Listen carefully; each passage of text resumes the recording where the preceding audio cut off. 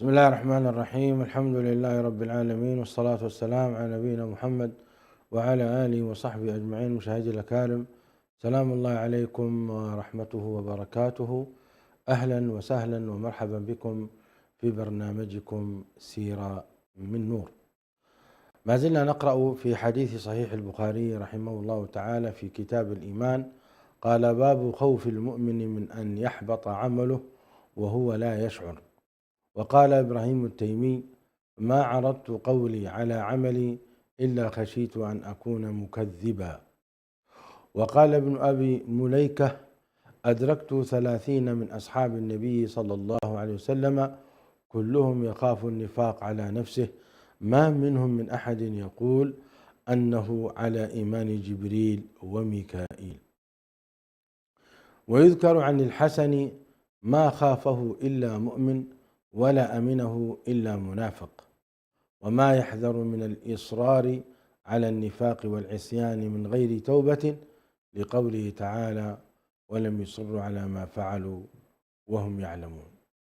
هذا باب خاص في الخوف من النفاق وخوف المؤمن أن يحبط عمله، وهو تأكيد على أن الإيمان قول باللسان واعتقاد بالجنان وعمل بالجوارح والأركان، يزيد بالطاعة وينقص بالعصيان.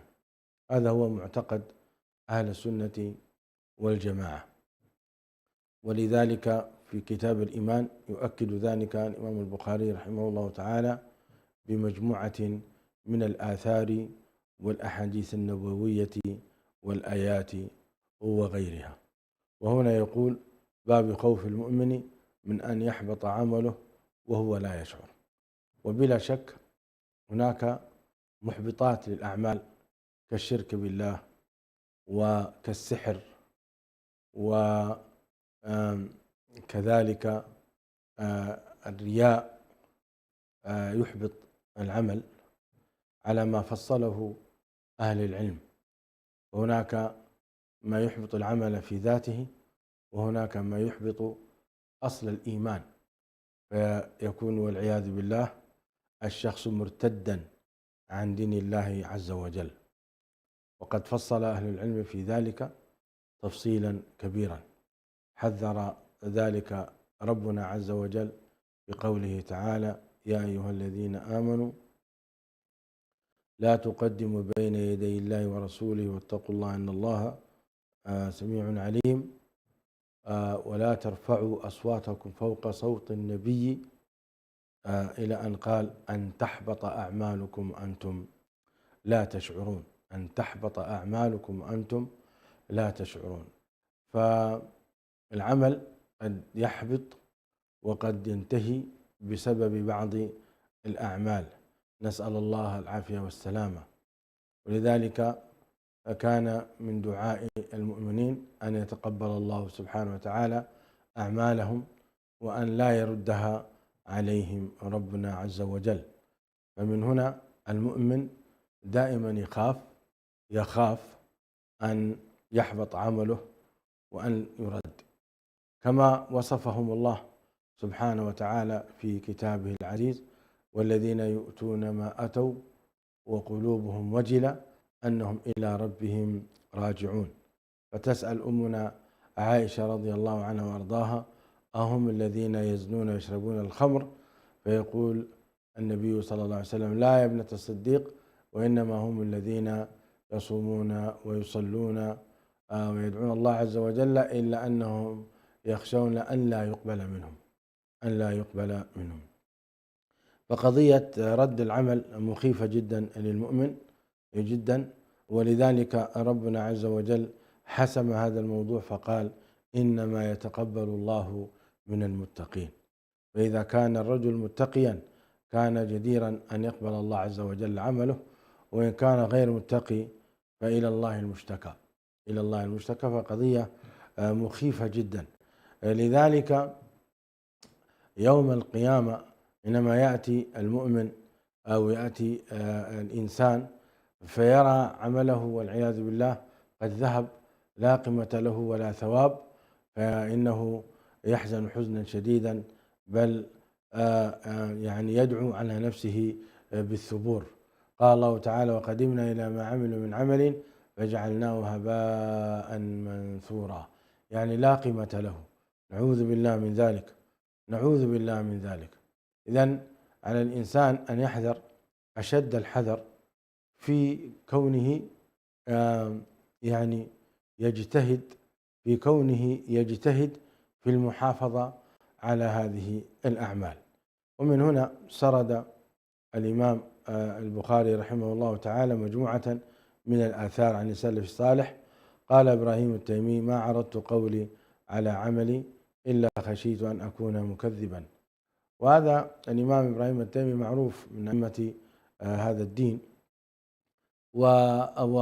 ومعروف أيضا في مسابقته في الخيرات، لكنه يقول هذا حتى يتهم نفسه من أن تعجب بعملها أو أنها ترى أنها مستحقة للثواب، فيقول: ما عرضت قولي على عملي. يحقرون أعمالهم، يحقرون أعمالهم، ويرون أن أعمالهم أعمال ضعيفة. وقال ابن أبي مليكة: أدركت 30 من أصحاب النبي صلى الله عليه وسلم كلهم يخاف النفاق على نفسه. بل أنا أجزم أن جميع الصحابة يخافون النفاق على أنفسهم، ليس فقط 30 الذين أدركهم أبو مليكة، وإنما هم، هذا هو ديدن الصحابة رضوان الله عليهم، يخافون على أنفسهم أن تحبط أعمالهم. وهناك قصص كثيرة للصحابة الكرام ممن خاف النفاق على نفسه. عمر بن الخطاب، وقد سأل الصحابي الجليل حذيفة بن اليمان: سر رسول الله صلى الله عليه وسلم هل عدني رسول الله صلى الله عليه وسلم من المنافقين؟ وهذا يدل على خوف عمر من النفاق. عمر الذي مكانته إذا سلك فجا سلك الشيطان فجا آخر. عمر مكانته الإيمانية معلومة. عمر من أحد المبشرين في الجنة. عمر هو الرجل الثالث، ومع ذلك عمر يخاف على نفسه النفاق. الله المستعان، إنا لله وإنا إليه راجعون.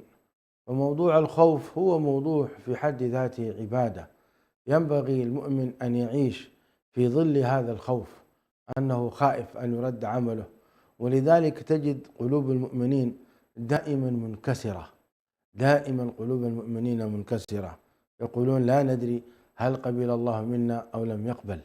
دائما هكذا. هو لا شك لا بد من الإحسان الظن بالله عز وجل، ولكن هذا لا يعني الاطمئنان لهذا العمل، لأن الله سبحانه وتعالى وبدأ لهم، قال: وبدأ لهم ما لم يكونوا محتسبين. الموضوع خطير جدا الحقيقة. وكذلك ذكر أثرا عن الحسن البصري رحمه الله تعالى في قوله: ما خافه إلا مؤمن ولا أمنه إلا منافق. الله المستعان. فإذا كان الإنسان يدعي الإيمان والكمال فهذه علامة من علامات النفاق، نسأل الله العافية والسلامة. لكن الإنسان يرجو، يقول: أرجو أن أكون من المؤمنين، أرجو أن أكون من الصالحين، أرجو من الله عز وجل أن يجعلني كذا وكذا. لكن يدعي ويأمن النفاق ويدعي كمال الإيمان، فهذا ليس من صفات المؤمنين أبدا. المؤمن دائما وجل، دائما خائف من الله عز وجل.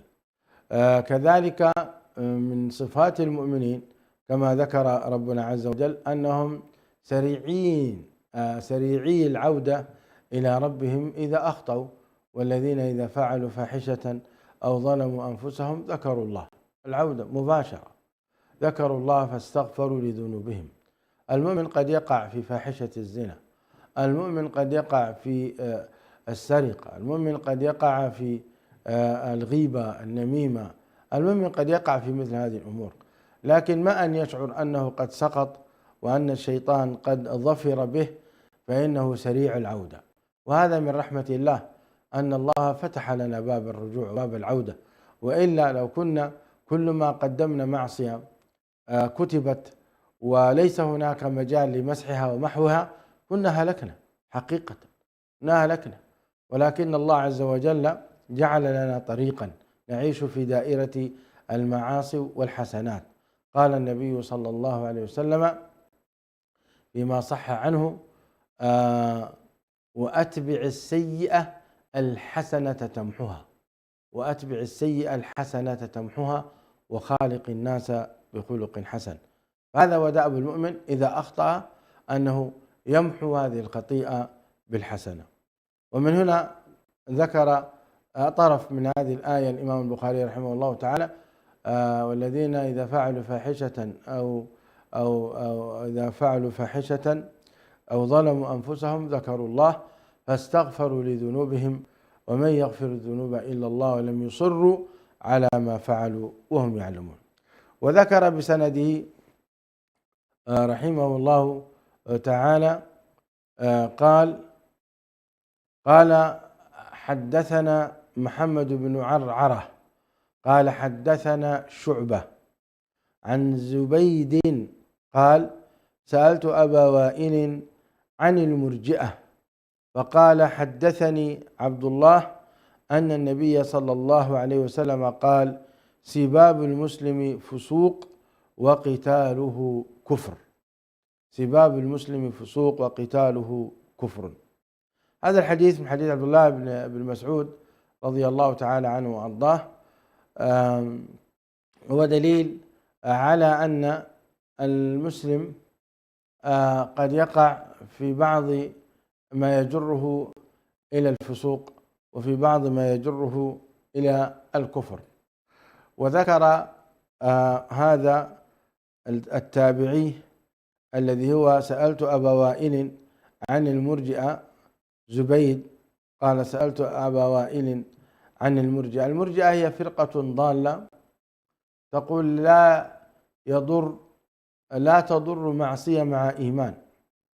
هذه الفرقة الضالة تقول لا تضر معصية مع الإيمان، وأن الإيمان قول واعتقاد يكفي ولا علاقة له بالعمل.